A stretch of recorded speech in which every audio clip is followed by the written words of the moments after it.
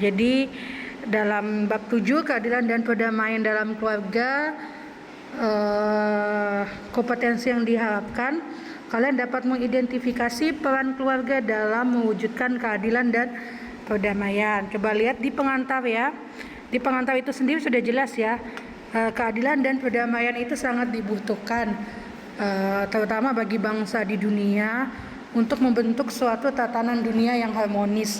Contohnya di dunia saja ada lembaga peradilan atau lembaga perdamaian dunia yang dikenal dengan UNESCO, ya kan?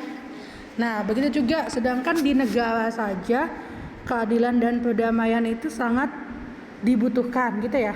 Apalagi di dalam sebuah keluarga. Nah, jadi perlu diingat keluarga adalah unit terkecil dari masyarakat. Berarti sebagai unit terkecil dari masyarakat, tentunya keluarga mempunyai peranan yang paling utama. Jadi keluarga dulu, habis keluarga kehidupan masyarakat, setelah kehidupan masyarakat adalah kehidupan dunia ya, kehidupan bangsa ya. Dalam konteks keluarga sering sikap yang egois, mau menang sendiri, tidak bertanggung jawab dan kurangnya kasih menyebabkan timbulnya perselisihan dan konflik antara suami dan istri ataupun orang tua dengan anak yang berujung pada terjadinya masalah-masalah dalam keluarga, bahkan yang sangat ditakuti atau tidak diharapkan dalam keluarga Kristen, terjadinya perceraian. Nah, itu semua kenapa? Karena asal mulanya kondisi keluarga yang tidak adil dan damai. Jadi dalam sebuah keluarga sendiri diperlukan sikap adil dan damai. Coba lihat di sini. Kebutuhan terhadap keadilan dan perdamaian, slide 3. Dalam bahasa Yunani, istilah damai istilah yang dipakai untuk keadilan berarti tulus, adil, benar, dan tidak salah. Itu untuk istilah keadilan, tulus, benar, dan tidak salah. Dalam bahasa Ibrani, keadilan artinya hukum atau keputusan yang berarti kebenaran. Jadi secara hakiki ini kan hanya berasal dari kata atau suku bangsa lain ya, dari bahasa Yunani dan Ibrani. Tapi secara hakiki atau secara prinsip, adil pada diri sendiri itu jadi tahu apa yang menjadi hak dan kewajiban dari diri kita gitu ya. Contohnya Siska di dalam rumah, adil pada diri sendiri adalah sesuatu yang harus dipenuhi sebagai kewajiban yang telah menjadi haknya dalam hubungan dengan hidup. Berarti adil itu artinya melakukan haknya, tidak lebih dan tidak kurang, tetapi sebelum mengetahui haknya dia juga harus mengetahui kewajiban. Contohnya dalam rumah misalnya kalian sebagai anak ya, sebagai anak mungkin dalam rumah sudah ditugasi oleh orang tuanya, misalnya pekerjaan rumah, misalnya menyapu atau mencuci piring, itu misalnya itu adalah kewajiban sebagai anak. Nah, manakala tugasnya itu tidak dilaksanakan akan timbul konflik, benar nggak? Artinya kalau misalnya tugas itu tidak dilaksanakan mungkin ibunya akan marah. Atau juga dalam pembagian tugas, misalnya Siska ditugaskan ibunya menyapu, terus adiknya ditugaskan untuk misalnya untuk mencuci piring. Nah, misalnya tugas itu dibebankan hanya pada satu orang atau pada si kakak saja, itu kan tidak adil namanya. Bisa saja timbul konflik, ya kan? Timbul konflik artinya mungkin antara adik dan kakak ini berkelahi atau berantem karena merasa tidak adil atau tidak ada keadilan di dalam keluarga. Jadi dalam situasi itu adil dulu baru damai. Ya, paham ya? Harus mewujudkan keadilan dulu, setelah keadilan diwujudkan maka timbul kedamaian. Jadi nggak bisa kita mengharapkan suasana rumah itu damai, tentram, harmonis tanpa adanya keadilan. Sama juga keadilan bagi orang tua, mungkin si ayah itu tugasnya mencari nafkah misalnya, manakala kewajiban itu tidak dilakukan, tidak ada keadilan, bisa saja menimbulkan konflik-konfliknya apa? Mungkin istrinya atau ibunya akan menuntut atau marah gitu ya. Banyak kita temui di luaran sana kasus-kasus keluarga yang suaminya tidak memenuhi kewajibannya, berarti tidak ada keadilan, dan banyak yang akhirnya keluarganya broken home hanya karena masalah ekonomi. Itu karena tidak ada keadilan, ya kan? Nah, jadi keadilan itu adalah situasi yang betul-betul dibutuhkan dalam sebuah keluarga sebelum keluarga itu disebut keluarga yang damai. Kalau keluarga itu sudah damai, ya niscaya nanti ada keharmonisan, ya kan, nanti ada kebahagiaan, ya. Jadi seperti itu. Jadi seorang anak pun harus tahu keadilan itu kan persamaan antara hak dan kewajiban. Jadi harus tahu kewajibannya apa sebelum dia menuntut haknya. Menuntut hak apa anak itu? Haknya dibesarkan, memperoleh pendidikan, dibesarkan itu ya artinya diberi nafkah, diberi kecukupan, gitu tuh namanya hak. Tapi sebelum kita menuntut hak ada kewajiban. Kewajiban anak yaitu mematuhi orang tua, membantu pekerjaan di rumah, itu adalah kewajiban. Jadi keadilan tadi Ibu katakan adalah persamaan antara hak dan kewajiban. Tidak ada yang boleh berat sebelah. Kalau berat sebelah akan terjadi ketidakadilan dan tidak akan ada kedamaian, ya. Nah, meneladani Tuhan Yesus. Lanjut, meneladani Tuhan Yesus artinya Tuhan Yesus sendiri berkata Tuhan Yesus adalah Raja Damai, ya. Pernah dengar, ya? Tuhan Yesus adalah Raja Damai. Nah, Tuhan Yesus ini kita lihat Tuhan Yesus mengusahakan pola hidup adil dan damai, membuat pola hidup berkomunikasi dengan Tuhan setiap hari melalui pembacaan firman dan doa. Jadi kita harus adil terhadap diri kita sendiri dulu, baru kita bisa adil terhadap orang lain. Nah, kita lihat di sini keadilan dan perdamaian dalam meneladani Tuhan Yesus tadi bisa dibaca sendiri, ya. Jadi sebelum kita berdamai dengan keluarga dan lingkungan, kita harus berdamai dengan Tuhan dan kehendaknya. Artinya sebelum kita bisa melangkah berdamai dengan lingkungan kita, dengan keluarga kita, kita harus berdamai dengan Tuhan dan kehendaknya. Artinya apa ini di slide mana ini? Slide 4, ya. Slide berapa nih? 4, ya. Nah, sebelum kita berdamai dengan orang lain, dengan lingkungan, terus berdamai dengan diri kita sendiri. Artinya berdamai dengan Tuhan dan kehendaknya, itu tadi kita tahu kewajiban kita. Kewajiban kita sebagai orang Kristen apa sih? Mentaati firman Tuhan. Jadi itu kalau kita sudah bisa damai dengan Tuhan dan kehendaknya, niscaya kita juga bisa damai dengan keluarga kita, dengan lingkungan kita, gitu, ya. Sudah paham, ya? Jadi berdamai dengan diri sendiri.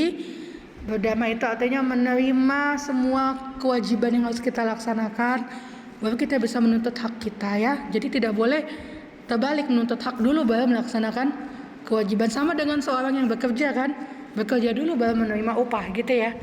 Jadi kalau kita mau suasana yang damai, kita laksanakan dulu keadilan. Makanya banyak orang yang hidupnya tidak damai. Kenapa? Karena dia tidak tahu kewajibannya apa, gitu, ya. Contohnya orang yang tidak damai itu misalnya dia belum bekerja, tidak punya penghasilan, kan hidupnya tidak damai artinya. Nah, kenapa dia tidak bisa bekerja? Dia tidak melakukan kewajibannya. Mungkin pada saat dia sekolah aut-autan, gitu, ya. Jadi dia tidak bisa memperoleh pekerjaan, kan tidak adil terhadap dirinya sendiri, tidak tahu kewajibannya sejak dia masih remaja, ya. Makanya kita harus tahu dulu kewajiban kita apa sebelum kita menuntut hak, gitu, ya. Paham, ya? Jadi hidup yang damai itu bisa terlaksana manakala kita melakukan kewajiban, ya kan? Melakukan kewajiban lalu kita mendapat hak, makanya hidup kita damai, ya kan? Kalau itu berat sebelah, tidak ada kedamaian dong. Paham, ya, maksud Ibu, ya? Coba kita lihat keadilan dan perdamaian dalam konteks keluarga. Potensi keadilan sangat besar jika dikembangkan dalam keluarga, karena dalam keluarga seseorang menjadi apa yang telah diajarkan dan dibentuk dalam keluarganya. Jadi jika seseorang itu diajarkan sejak kecil melaksanakan keadilan, melaksanakan kewajibannya, maka orang itu akan membawa pribadi adil keluar masyarakat. Jadi seorang anak yang sudah dibentuk orang tuanya sejak kecil, sudah diajarkan melakukan kewajibannya sebelum dia menuntut hak, ya kan? Nanti dia setelah besar dia akan terbiasa membawa perilaku itu ke masyarakat. Makanya keluarga ini kan adalah tempat paling utama, ya, bagi pertumbuhan seorang anak. Nah, Siska sebagai anak atau kalian sebagai anak, kalian laksanakan, pokoknya laksanakan aja apa kewajiban kalian. Karena nanti suatu saat hidup kalian akan terasa damai, ya. Kalau suatu saat kalian tidak melaksanakan kewajiban, itu tadi Ibu bilang timpang sebelah. Jadi kedamaian itu tidak ada, gitu, ya. Contohnya, kita sudah tahu bahwa firman Tuhan berkata jangan berbohong. Itu kewajiban kita untuk tidak berbohong. Mana kalau kita berbohong, Ada rasa damai enggak? Itu artinya ya. Jadi adil dulu baru bisa merasakan kedamaian ya. Jadi itu dia. Sudah paham ya sampai sini ya? Bagaimana melaksanakan prinsip keadilan ya? Berarti dalam prinsip keadilan kita melaksanakan dengan kasih ya. Kasih itu harus tercipta keadilan dengan mengutamakan kasih, kemudian akan tercipta kedamaian. Jadi tadi kalau kita sudah berhasil melaksanakan kewajiban, kita menuntut hak kita, situ akan timbul rasa kasih ya, dan timbul rasa kedamaian ya. Paham ya? Dan dua prinsip pokok ini tidak dapat dipisahkan atau berhubungan erat.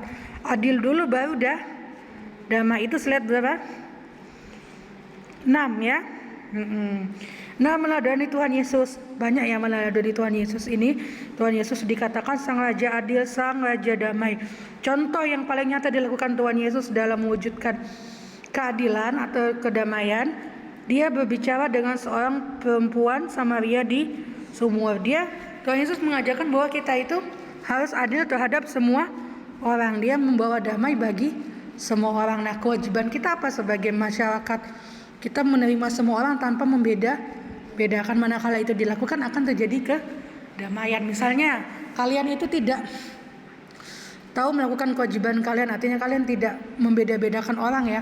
Akhirnya kalian hubungannya menjadi renggang dengan temannya gitu misalnya. Itu ada rasa damai tidak menurut kalian? Tidak ada toh. Karena itu tadi kita tidak tahu kewajiban kita apa. Kewajiban kita sebagai masyarakat ya, kita harus membina hubungan yang baik ya. Seperti yang ditunjukkan oleh Tuhan Yesus. Dia berbicara dengan perempuan Samaria, padahal perempuan Samaria itu dikatakan apa? Dulu di zaman Tuhan Yesus, orang Samaria itu tidak diakui ya, atau dia itu dikatakan sebagai orang kafir. Makanya tidak banyak yang berteman dengan dia. Tetapi Tuhan Yesus menjadi jembatan pendamai dengan orang Samaria tanpa memandang status ya, tanpa memandang asal daerah ya, dia tetap mengasihi orang banyak. Ini tadi meneladani Tuhan Yesus. Lanjut, mewujudkan perdamaian dalam keluarga. Kita cepat aja ya. Nah, perdamaian dalam keluarga itu dikatakan perdamaian dalam keluarga sebagai suatu situasi atau keadaan di mana tidak ada konflik, tidak ada perang, tetapi dalam keluarga itu tidak sesederhana itu ya. Kita lihat bahwa keadilan dan perdamaian di dalam keluarga kita bisa menilainya melihat situasi atau keadaan dengan melihatkan hal-hal yang mendukung terciptanya perdamaian dan kedamaian. Bagaimana terciptanya perdamaian dalam keluarga? Damai bukan berarti tidak ada konflik. Artinya damai itu bukan keadaan tidak ada konflik, tetapi damai itu banyak maknanya ya. Damai adalah suasana yang mendukung tercipta kedamaian dengan penuh keadilan ya. Konteks dalam keluarga. Nah, konteks dalam keluarga, bagaimana seorang anak menciptakan kedamaian dalam keluarga. Orang tersebut menciptakan suasana damai dengan menghapus kekerasan dan ketidakadilan dalam individual dan struktur keluarga ya. Menciptakan hal-hal yang bisa menjamin kelanggengan perdamaian dan keadilan terhadap masing-masing anggota keluarga, antara bapak dan ibu serta antara orang tua dan anak-anak dalam satu rumah. Jadi semuanya ini sinkron ya. Anak-anak tahu mewujudkan keadilan, bagaimana melaksanakan kewajiban. Orang tua juga harus mengetahui bagaimana melaksanakan keadilan dengan melaksanakan kewajibannya. Manakala itu semua digabungkan akan sinkron ya, akan menjadi damai dalam satu keluarga. Nah, refleksikan pada dirimu, misalnya apakah dalam keluargamu kamu sebagai seorang anak sudah menjadi pembawa damai?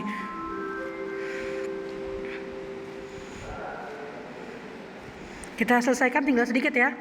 Atau justru kamu menjadi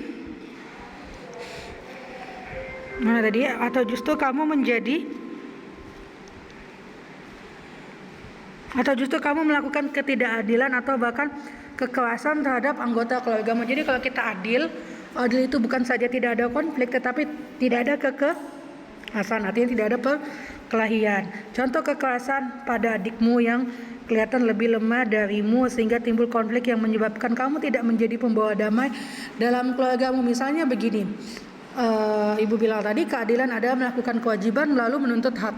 Siska tahu, misalnya kalian tahu kewajiban kalian itu apa dalam rumah. Misalnya kalian punya tugas masing-masing gitu ya, ada yang menyapu, ada yang melakukan cuci piring misalnya, atau ada yang membersihkan rumah, membersihkan jendela. Nah, cara kalian mewujudkan keadilan itu kamu melakukannya dengan penuh tanggung jawab. Jangan sampai kamu merasa kamu kakak, misalnya punya adik ini, kamu kakak lalu kamu semena-mena terhadap adikmu, kamu menyuruh adikmu melakukan pekerjaanmu, itu kan sudah tidak adil. Kalau terjadi itu akan timbul konflik, akan timbul kekerasan ya. Jadi keadilan itu kita tahu menempatkan diri bagaimana tugas dan peran seorang kakak di dalam sebuah rumah ya. Contoh juga adik juga seperti itu. Misalnya dalam keluarga kalian jadi adik, kalian harus bisa menempatkan diri sebagai adik. Mungkin kalian tidak bisa mentang-mentang kalian adik tidak mau kerja, menyerahkan semua kepada kakaknya, itu kan menjadi konflik. Tidak tahu kewajibannya, tidak tahu menempatkan diri. Itu contoh dalam keluarga ya. Kalau kita mau ngambil contoh dalam masyarakat, gereja itu lebih luas lagi ya. Coba lihat slide 10 terakhir. Peran banyak Kristen mewujudkan keadilan dan perdamaian dalam keluarga. Ibu sudah katakan tadi, sebagai seorang anak yang menginjak usia remaja dalam keluarga, tentu perlu ambil bagian dalam mewujudkan keadilan dan perdamaian yang bisa dilakukan dengan bersikap adil dan penuh kasih. Ibu bilang tadi, harus mengasihi ya, penuh kasih kepada setiap anggota keluarga. Maka tercipta suasana damai dalam keluarga. Pada gilirannya, remaja Kristen perlu menjadi berkat bagi lingkungan karena keadilan dan perdamaian yang dihadirkannya. Jadi seseorang itu bisa dikatakan adil kalau dia bisa mewujudkannya dalam keluarga. Setelah itu diwujudkan dalam keluarga, akan diimplikasikan dalam gereja, lalu masyarakat dan negara. Karena awal mula terbentuknya manusia itu dari keluarga ya. Jadi kalau dia sudah terbiasa melakukan kewajibannya dalam keluarga, ibu yakin nanti kewajiban-kewajiban yang lain kayak di masyarakat, di gereja, atau di bangsa, nanti di bangsa itu artinya kalau kamu sudah terjun di dunia pekerjaan, itu kan melakukan keadilan bagi bangsa, itu akan akan sinkron dengan sendirinya. Jadi dimulai dari keluarga dulu ya. Nah, sebagai kesimpulan, dengan meneladani kehidupan Kristus, kita sering dengar bahwa Tuhan Yesus adalah Sang Raja Adil dan Sang Raja Damai ya. Maka fenomena perdamaian berkaitan erat dengan keadilan. Keadaan tidak adil dapat menimbulkan konflik antar individu dalam keluarga dan komunitas. Nah, ini dia, pribadi Kristen dipanggil oleh Tuhan untuk membawa keadilan dan perdamaian dimanapun dia berada ya. Dalam kehidupan kita lihat dibutuhkan lingkup keluarga, bahkan juga dalam lingkup komunitas dan negara. Jadi dari keluarga dulu ya, baru akan masuk ke lingkup komunitas. Komunitas itu artinya masyarakat, lalu ke negara ya. Kaum muda perlu berperan dalam terciptanya keluarga yang aktif untuk mengupayakan adanya keadilan sehingga tercipta suasana damai dalam keluarga. Pada gilirannya, ini diulangi lagi dari slide 10, remaja Kristen perlu menjadi berkat bagi lingkungannya ya. Jadi tadi ibu bilang kalau remaja sudah bisa menghadirkan keadilan dan perdamaian dalam keluarga, itu akan berimplikasi pada lingkungan, negara, bahkan